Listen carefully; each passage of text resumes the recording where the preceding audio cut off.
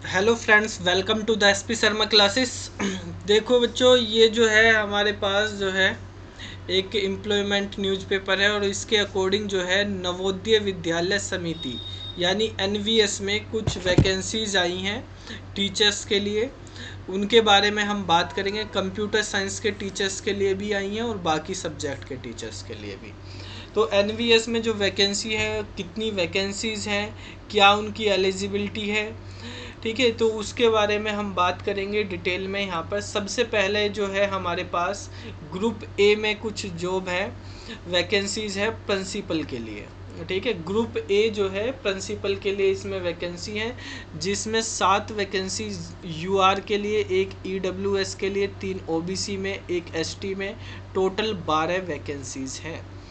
इसके बाद post graduate teachers की अगर हम बात करें तो उसमें बायोलॉजी में है 42 वैकेंसी टोटल, केमिस्ट्री में 55 हैं, कॉमर्स के अंदर 29 वैकेंसी, इकोनॉमिक्स में 83 हैं, इंग्लिश में 37 हैं, ज्योग्राफी में, हिंदी में, हिस्ट्री में, मैथ्स में, फिजिक्स में, इनमें सब में निकली है।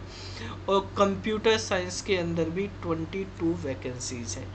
टोटल जो है 397 वैकेंसीज हैं हमारे पास यहाँ पे UR EWS OBC SC ST मिला के। बाकी जो है हैंडीकैप वगैरह के लिए अलग से दी हुई है। इसके बाद अगर हम बात करते हैं, ये तो पीजीटी के लिए होगी, टीजीटी में भी आते हैं। तो टीजीटी में कौन कौन से सब्जेक्ट के लिए वैकेंसीज आई हैं? तो टीजीटी के अंदर बेटा इंग्लिश में है, हिंदी में है, मैथ्स में, साइंस में और एसएसटी में है। टीजीटी के अंदर कंप्यूटर साइंस में नहीं होती।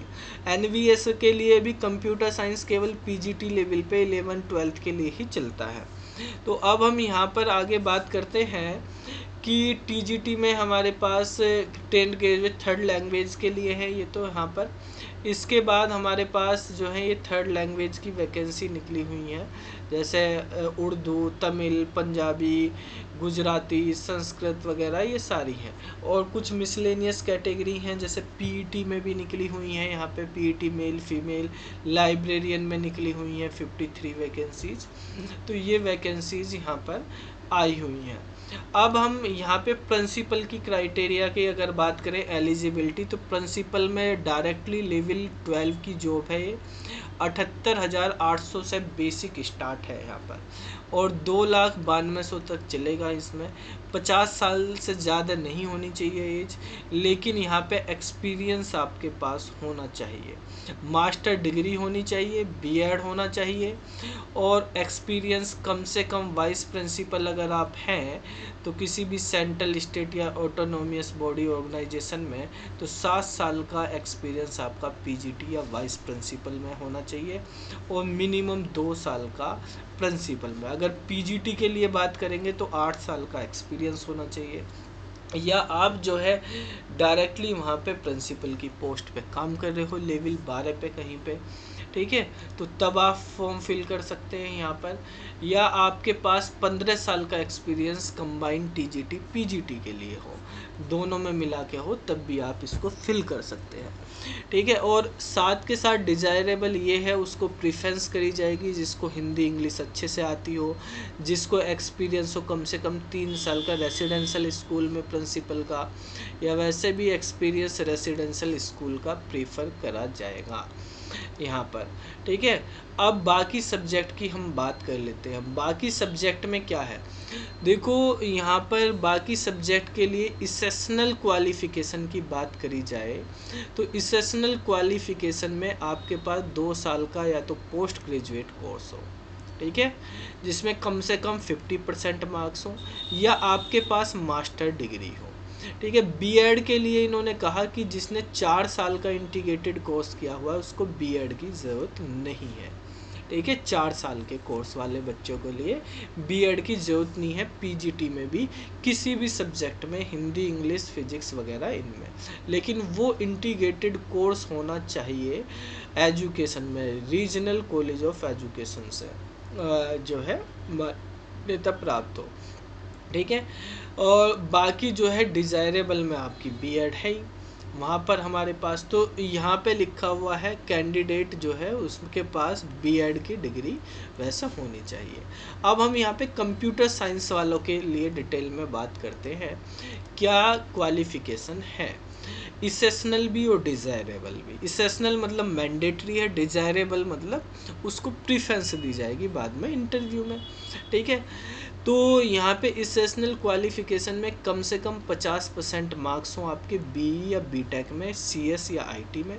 बीई या बीटेक आपने किसी भी स्ट्रीम से की हुई हो। दूसरा ये दिया हुआ है कि आपने जो है बीई या बीटेक जो है किसी भी स्ट्रीम से की हो, साथ में आपके पास post graduate diploma computer science से पीजीडीसी हो तब भी चल जाएगा।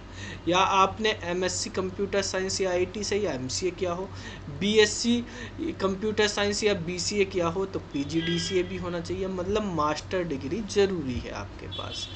बीटेक वालों के लिए नहीं है, बीटेक भी आपका चल जाएगा सीएस और आईटी से। अगर आपने बीटेक किया तो आपको मास्टर डिग्री की ज़रूरत नहीं है, ठीक है। बाकी आपने किसी और ट्रेड से किया तो आपको पीजीडीसीए की या मास्टर डिग्री की ज़रूरत है। बी लेवल आपका चल जाएगा, उसके साथ पीजीडीसीए चाहिए। सी लेवल अगर आपने किया तो पीजीडीसीए की ज़रूरत नहीं है।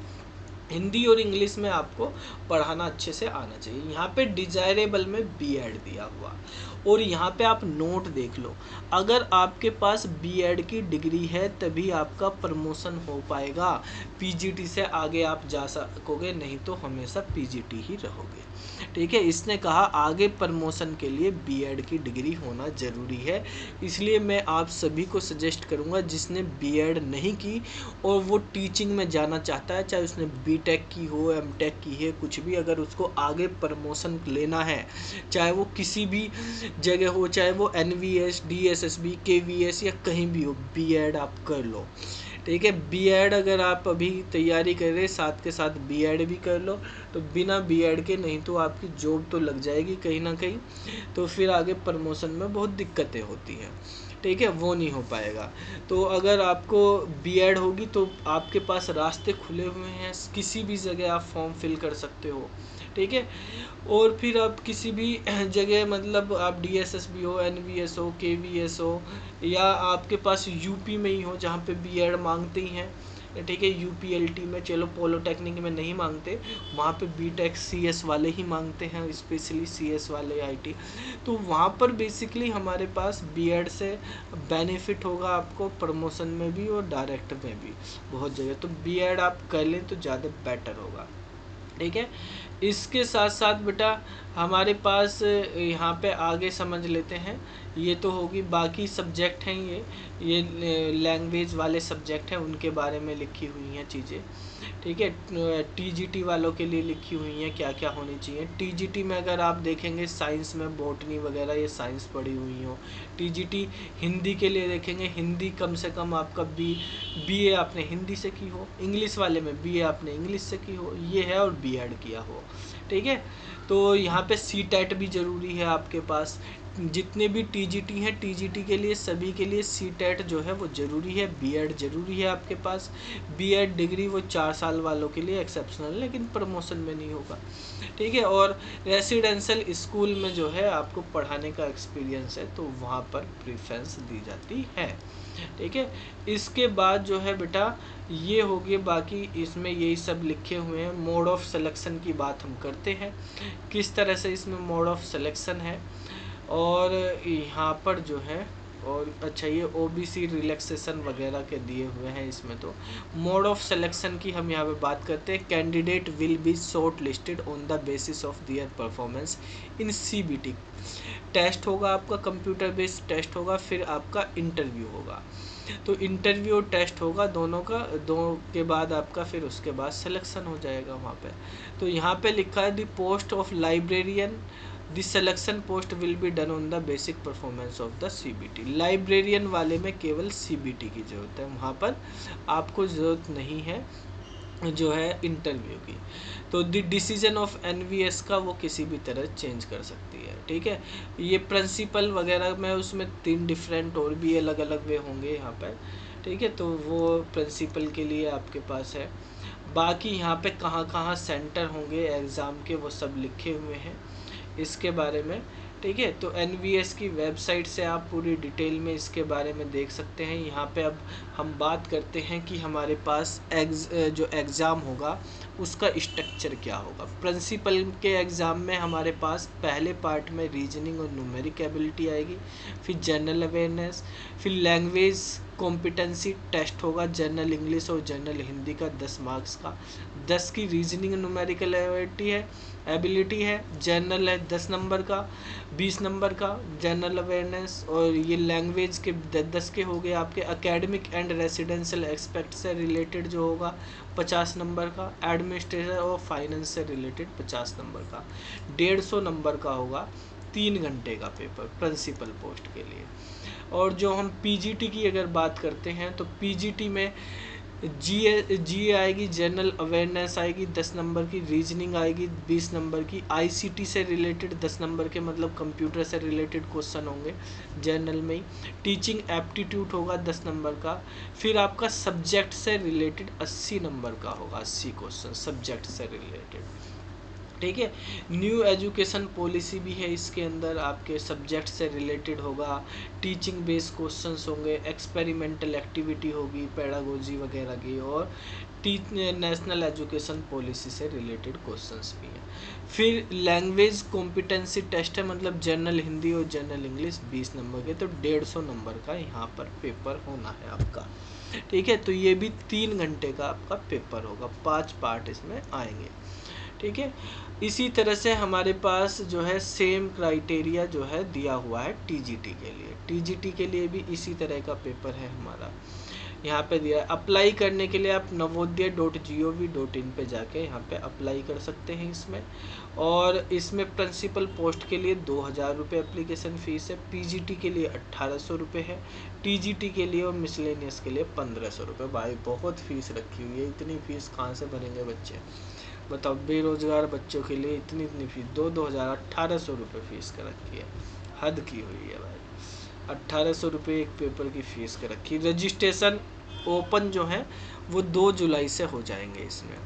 ठीक है, ये NVS की वैकेंसी आ चुकी है, KVS की लाइन में लगी हुई हैं, वो भी कभी भी आ सकती हैं। ठीक है, रजिस्ट्रेशन क्लोज हो जाएंगे 22 जुलाई को, फीस का 2 जुलाई से 22 जुलाई तक ही है। डेट जो है बाद में एग्ज़ाम की बता दी जाएगी, 1/4 की नेगेटिव मार्किंग होगी इसमें।